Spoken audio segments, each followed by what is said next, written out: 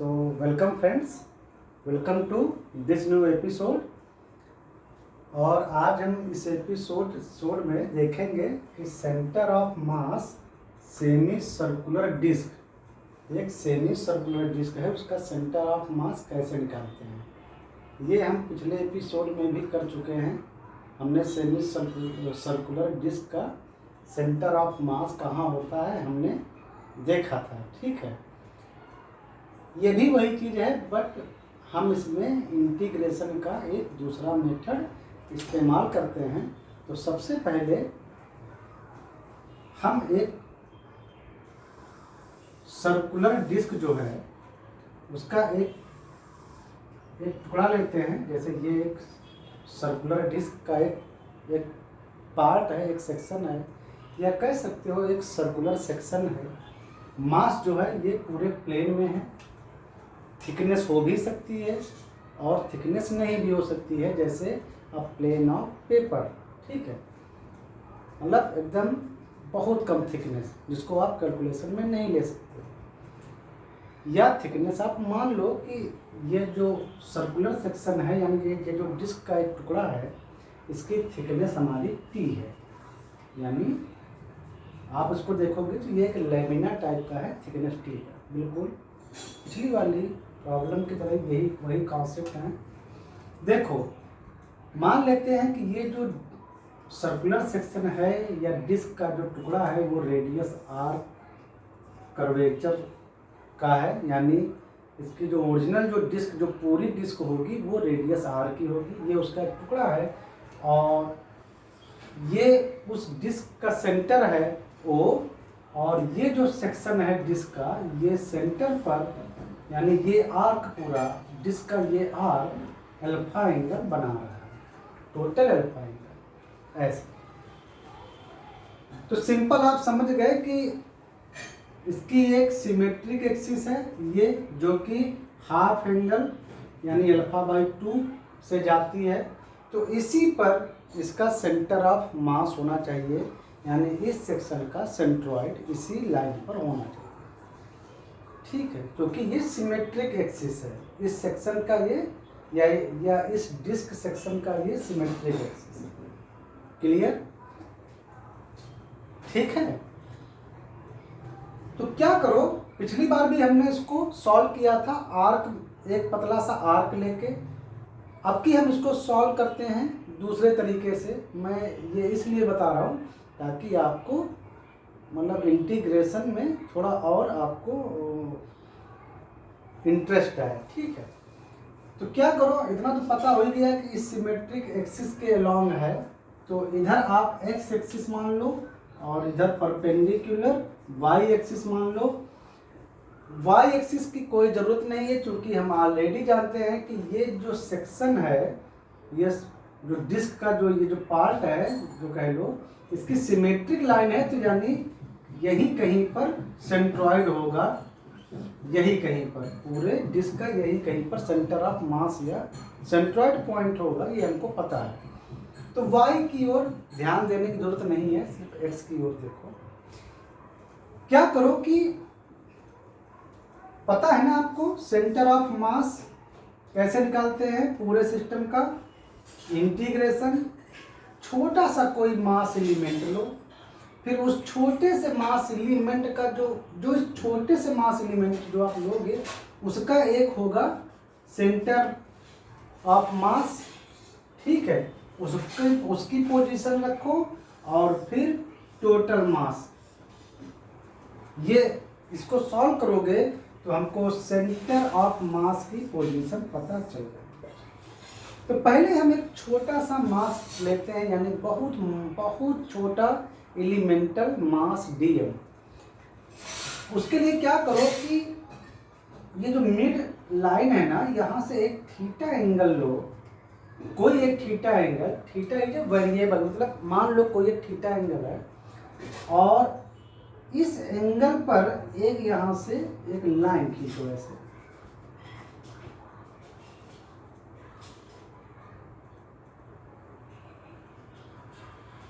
ऐसे theta angle पर। फिर क्या करो, थीटा के बाद एक थोड़ा सा एंगल और बढ़ाओ d theta, d theta where d theta tends to zero, मतलब जीरो के बहुत करीब है, बस जीरो नहीं है, मतलब इतना समझो, एग्जैक्ट जीरो नहीं है, बहुत पास, D theta equal to zero means tending to zero, ताकि जो एलिमेंट ऑफ मास मिले हमें वो बहुत छोटा हो, dm where dm tends to zero, मतलब जो मास बने या जो हम एलिमेंटल मास ले वो बहुत छोटा हो। तो डी थीटा एंगल और बढ़ाइए और एक लाइन खींचिए ना, ऐसे, ये इतना एंगल है हमारा थीटा ये, और ये इतना डी थीटा, ये छोटा सा एंगल जो है वो डी थीटा है। तो ये जो थीटा और डी थीटा के बीच में ये जो मास मिला, ये है आपका एलिमेंटल यानी छोटा सा मास, यानी डीएम। ये इसका मास जो आपको एलिमेंट ये मिला ट्रायंगुलर टाइप का, ये है आपका छोटा सा मास डीएम। क्या करेंगे, अगर हम इस छोटे से मास को इधर से इधर तक ऐसे रेंज में घुमाएंगे, जहाँ पर ये थीटा वेरी करेगा माइनस इस, यहाँ से लेके इधर वाले एंगल से और इस वाले एंगल तक थीटा, तो ये पूरी जो डिस्क का जो सेक्शन है ये पूरा काउंट हो जाएगा, इंटीग्रेट हो जाएगा, तो पूरा डिस्क सॉल्यूशन में आ जाएगा। इसीलिए पहले एक छोटा सा मास डीएम निकालते हैं। तो छोटा सा मास डीएम, हमको डीएम चाहिए ये, तो छोटा सा मास डीएम, मास क्या होता है, मास होता है वॉल्यूम इनटू डेंसिटी।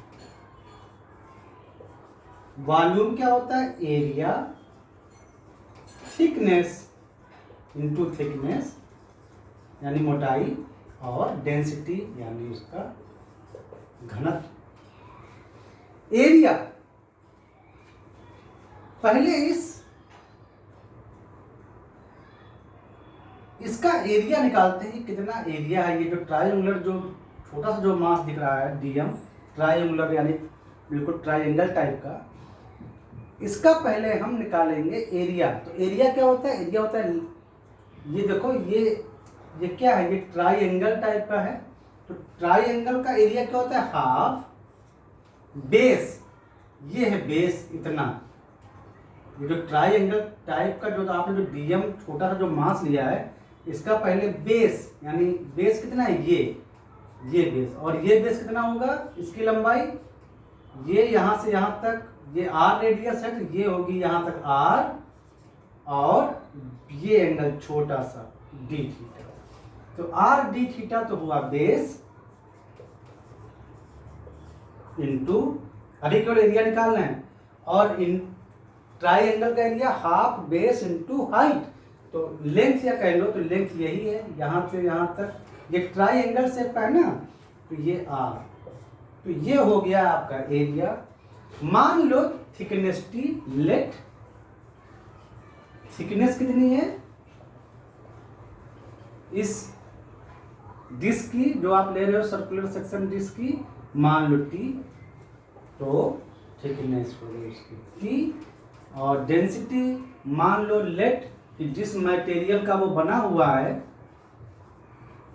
वो उसकी डेंसिटी है रो, तो रो, ये आ गया आपका छोटा सा मास, यही जो आपने लिया, करेक्ट।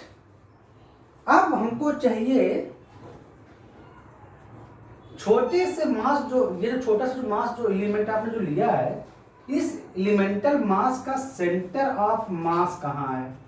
तो ये देखो, ये जो एलिमेंटल आपने मास लिया है वो क्या, ऐसे इसको थोड़ा सा बड़ा करके देख लो, ऐसे करके, तो ये एज ए ट्राइंगल है, और ट्राइंगल का जो सेंटर ऑफ मास होता है, हम बता चुका है कि वो मीडियन लाइन पर इस तरह होता है कि ये जहाँ पर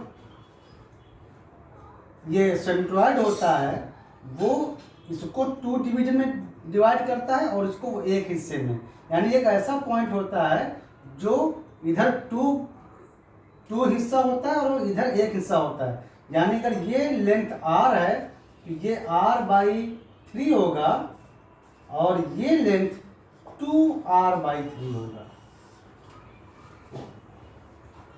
तो यानी ये जो सेंट्रॉइड की जो पोजीशन है केवल इस एलिमेंटल यानी इस डीएम मास की बात कर रहे हैं। इस ये जो डीएम मास जो है छोटा सा उसकी बात कर रहे हैं। तो ये जो डिस्टेंस आई है यानी ये ओ से लगा के और यहाँ तक जो इस एलिमेंट का जो खुद का जो सेंटर है सेंट्रॉइड है वहाँ तक, तो वो आया 2r/3। यानी यहाँ पर कहीं पर ये डिस्टेंस आई यहाँ से यहाँ तक 2r/3। लेकिन हमको पता है कि सेंट्रॉइड सिमेट्रिसिटी के चलते पूरे सिस्टम का है अलोंग एक्स एक्सिस, तो अलोंग एक्स एक्सिस उसका कंपोनेंट ये वाला वो आ जाएगा। जब हम इसको अलोंग एक्स एक्सिस करेंगे तो ये एंगल बना रहा है थीटा, अगर तो ये टोटल आ जाएगा 2r/3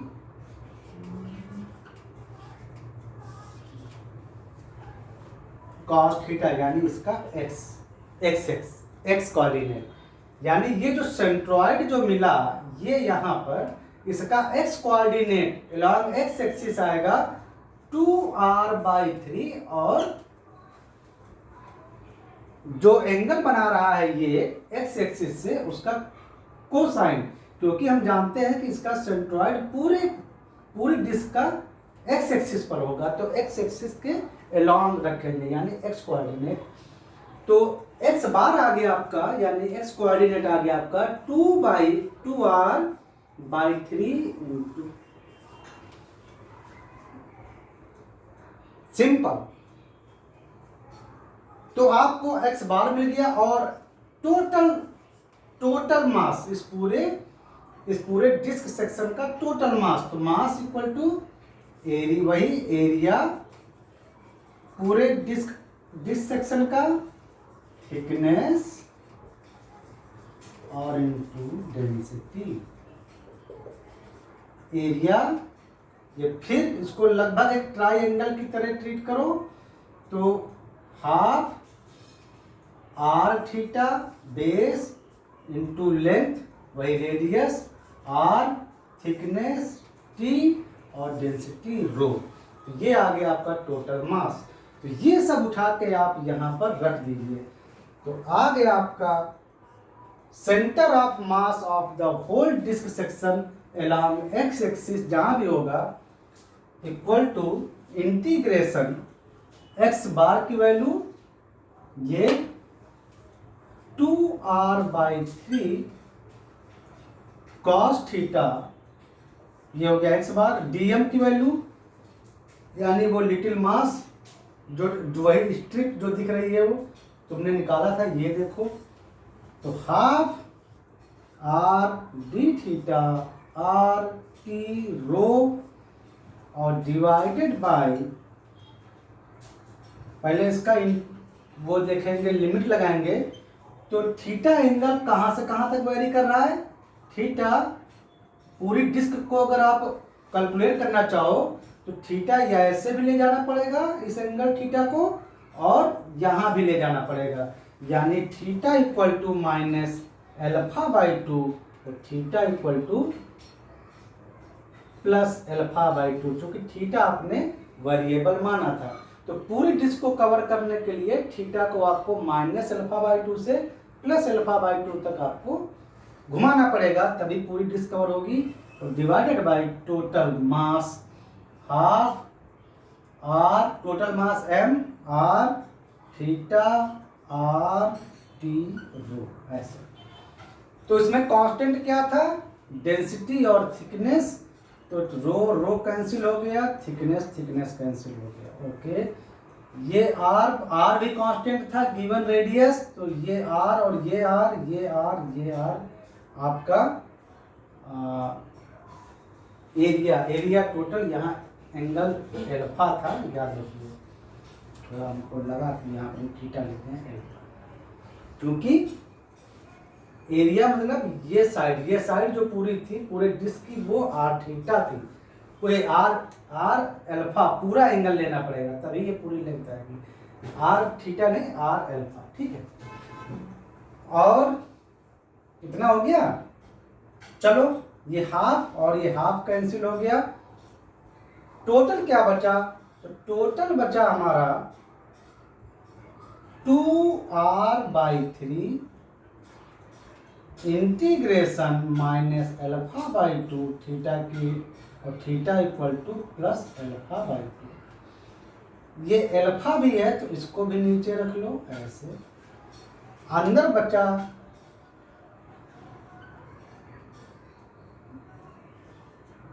cos theta d theta, बस ये आ गया आपका 2r/3 अल्फा। इसका इंटीग्रेशन साइन थीटा होता है, साइन थीटा, थीटा की वैल्यू माइनस एक अल्फा बाई 2, थीटा की value plus alpha by 2। Value रखो तो 2r/3 अल्फा, एक बार प्लस अल्फा बाई 2 रखोगे तो साइन अल्फा बाई 2 और थीटा की जगह पर, और माइनस साइन, अब की बार एंगल रखोगे थीटा की जगह पर minus alpha by 2, minus alpha by 2। Sine minus theta equal to minus sine theta का यूज करेंगे, ये माइनस आ जाएगा, माइनस माइनस प्लस हो जाएगा, यानी 2r/3 अल्फा, और ये sine alpha by 2 plus sine alpha by 2 यानी 2 साइन अल्फा बाई 2। ये 2 to 4 हो जाएगा, यानी 4r sine alpha by 2 divided by 3 alpha. यानी इस O से इतनी डिस्टेंस पर, यहाँ पे इस O से इतनी डिस्टेंस पर हमको मिल जाएगा इस डिस्क का या इस सर्कुलर सेक्शन का सेंट्रॉइड, ठीक है। ये हम इसके पहले वाले एपिसोड में भी कैलकुलेट कर चुके हैं। ये केवल एक दूसरा तरीका था आपको इंटीग्रेशन में थोड़ा इंटरेस्ट जगाने के लिए। तो पता चल गया कितनी डिस्टेंस पर होगा, where alpha is measured in radian, जो भी एंगल है ना वो रेडियन में नापा जा रहा है, बस ये बात याद रखिएगा। तो इतना आ गया। अगर आपको सेमी सर्कुलर डिस्क बोला जाए तो सेमी सर्कुलर डिस्क मतलब एक आधी डिस्क, यानी या डिस्क जो है वो सेमी सर्कुलर है यानी हाफ है, तो ये जो अल्फा एंगल कितना होगा, यानी सेंटर पर पूरी डिस्क के आर्क से बना एंगल पाई पाई होगा। तो अगर सेमी सर्कुलर है तो इसका मतलब अल्फा की जगह पाई रखेंगे, जब पाई रखेंगे तो आपका एक्स बार आ जाएगा 4r sine pi by 2, sine pi by 2 की वैल्यू 1/3 पाई, यानी 4r/3 पाई।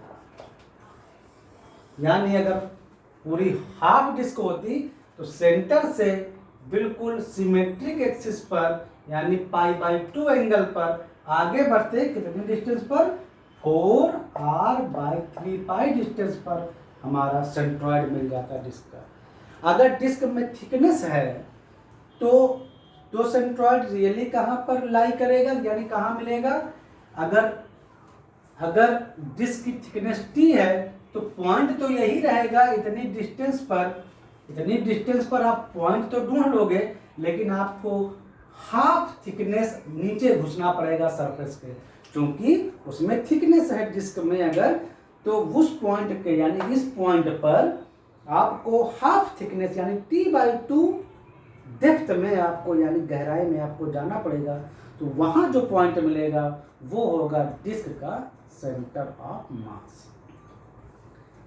तो और अगर नहीं है थिकनेस लाइक के पेपर प्लेन, जैसे आधा पेपर टाइप का, तो फिर यही पॉइंट जो होगा वो आपका सेंटर ऑफ मास होगा। तो आई थिंक आपको इसमें मज़ा आया और आपके कॉन्सेप्ट क्लियर हुए। तो अब मिलते हैं नेक्स्ट एपिसोड में, है ना, नई चीज़ देखते हैं। तब तक के लिए बाय बाय।